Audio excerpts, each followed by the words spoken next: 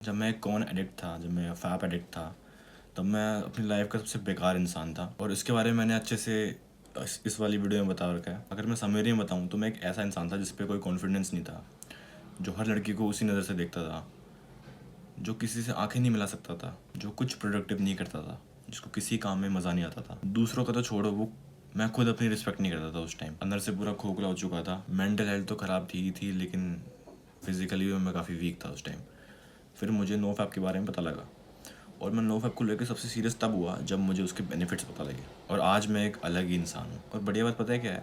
No fap के benefits महसूस करने के लिए तुम्हें मेरी तरह 100-500 दिन की स्ट्रीक बनाने की ज़रूरत नहीं है। तुम्हें नो फैप के बेनिफिट्स शुरू के 15-20 दिन में दिखने शुरू हो जाएंगे। तो आज इस वीडियो में मैं ये बताऊंगा कि नो फैप के क्या क्या फ़ायदे हैं जो मैंने महसूस किए। और वीडियो शुरू करने से पहले जो लोग मुझे नहीं जानते, तो मैं हूँ संदीप, और मेरा गोल है यंग मैन को इम्प्रूव करना, उनको एक बेटर वर्जन बनाना, और उनको बबलू से बब्बर शेर बनाना। मुझे ये नहीं पता कि नो फैप से टेस्टोस्टेरोन बढ़ता है या नहीं बढ़ता। कुछ स्टडीज़ कहती हैं कि बढ़ता है, लेकिन मैं श्योर नहीं हूँ। लेकिन जब हम नो फैप पे होते हैं तब एक अलग ही एनर्जी, एक अलग ही ऊर्जा महसूस होती है शरीर के अंदर। लेकिन मुझे याद है जब मैंने सबसे पहली बार 15 दिन की स्ट्रीक करी थी शायद, तब मुझे अपने हाथों पे अलग ही एनर्जी महसूस होती थी, मतलब अलग ही स्ट्रेंथ। और अगर मैं रिलैप्स करता था तो फिर से हाथ ऐसे वीक से हो जाते थे, ऐसा लगता था। मुझे क्या लगता है कि ये फैपिंग और मास्टरबेशन हमें वीक बना देती है। जो हमारी असली स्ट्रेंथ होती है उसको कहीं लॉक कर देती है, और हमें कभी अपना ट्रू पोटेंशियल दिखता नहीं है उनकी वजह से। और जब हम इन आदतों को बंद करते हैं तब हमें असली, जो हमारी असली एनर्जी है, वो महसूस होती है। अगर तुम एक फैप एडिक्ट हो और तुम नो फैप करोगे तो ये तुम्हारा कॉन्फिडेंस 10 गुना बढ़ा देगा। क्योंकि जब हम फैप करते हैं तो एक हल्का सा गिल्ट आता ही आता है हमको। और बहुत बारी ऐसा होता होगा कि तुमने अपने आप को बहुत बारी बोला होगा कि अब से नहीं करूँगा, और फिर भी तुम करते होगे। ये चीज़ उस गिल्ट को और बढ़ा देती है। और जब तुम नो फैप करोगे तो तुम्हारा कॉन्फिडेंस क्यों बढ़ेगा? क्योंकि एक तो सबसे पहले वो गिल्ट, जिस एक्टिविटी से तुम्हें गिल्ट होता है, वो ख़त्म हो जाएगा। और दूसरा कारण ये होगा कि जब तुम अपने आप को बोलते हो कि अब से नहीं करूँगा, और तुम वो करके दिखाते हो, तो कहीं ना कहीं एक प्राउड, एक कॉन्फिडेंट फीलिंग आती है कि हाँ, मैंने जो बोला मैंने करके दिखाया। तुम्हारे दिमाग में कहीं ना कहीं ये होता है कि हाँ, अब मैं कोई गलत काम नहीं करता, अब मैं बाकी लोगों की तरह नहीं हूँ जो फैप एडिक्ट है। तुम्हारी नज़रों में तुम्हारी वैल्यू बहुत बढ़ जाती है, जो हमारी सेल्फ स्टीम है वो बढ़ जाएगी, क्योंकि तुमने एक बहुत बड़े दुश्मन को हराया है। तो ना सीना तान के चल सकते हो कि हाँ भाई, मैं कोई गलत काम नहीं करता। पोर्न, मास्टरबेशन, ये सब मेंटल हेल्थ बहुत घटिया कर देती है, एकदम नेगेटिव में बोलूँगा मैं, नेगेटिव में चली जाती है।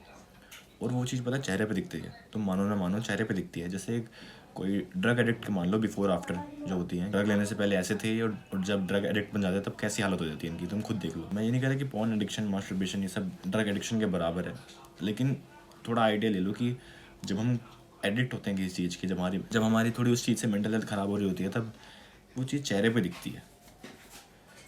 तुम मेरा एग्जाम्पल ले लो, ये देखो मेरी, जब मैं अपने लाइफ का सबसे वर्स्ट फेज में था, जब मैं रिलैप्स कर चुका था और वैसा ही इंसान बन गया था, और फिर जब मैंने अपने आप को दोबारा रिकवर किया, तब पुरानी फ़ोटो है वैसे, लेकिन तुम फ़र्क बता सकते हो इन दोनों में। जब हम नो फैप पर होते हैं तब हम अपने आप को हील कर रहे होते हैं, और हमारा ब्रेन छोटी छोटी एक्टिविटीज़ से डोपामिन रिलीज़ कर देता है, जो कि एकदम नॉर्मल चीज़ है, और ऐसा ही होना चाहिए। तुम्हारा पहले नॉर्मल यही था। पॉर्न, मास्टरबेशन, ये सब हमारे ब्रेन को काफ़ी ओवर स्टिमुलेट कर देता है, जिससे कि जो अच्छे काम है, जो फ़न एक्टिविटीज़ हैं, असलियत में फ़न एक्टिविटीज़ हैं, तुम्हें उनमें भी मज़ा नहीं आएगा कभी।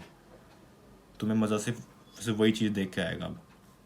तो जब तुम ये सब बंद कर दोगे तब तुम्हारा ब्रेन नॉर्मल फंक्शन करने लग जाता है। मेरे केस में एक और कारण था कि जो बेनिफिट्स मैं यूट्यूब में देख रहा हूँ, जो मैं गूगल पे पढ़ रहा हूँ, जो मैं हर जगह इंटरनेट पे देख रहा हूँ कि ये बेनिफिट्स होते हैं, वो मुझे सही में महसूस हो रहे थे। तो इसलिए भी मैं काफ़ी खुश था कि अबे साला, ये तो सच में होता है। जब से मैंने नो फैप शुरू किया तब से मेरी लाइफ बहुत सुंदर हो गई है। मेरी लाइफ वापस कंट्रोल पर आ गई है मेरे। ऐसा इसलिए भी क्योंकि जब तुम नो फैप करते हो, नो फैप में कामयाब होते हो, मतलब नो फैप कोई वो नहीं है कि तुम्हें डेज काउंट करने हैं, इतने दिन तक ही करना है, कोई चैलेंज नहीं है, ये एक लाइफस्टाइल है।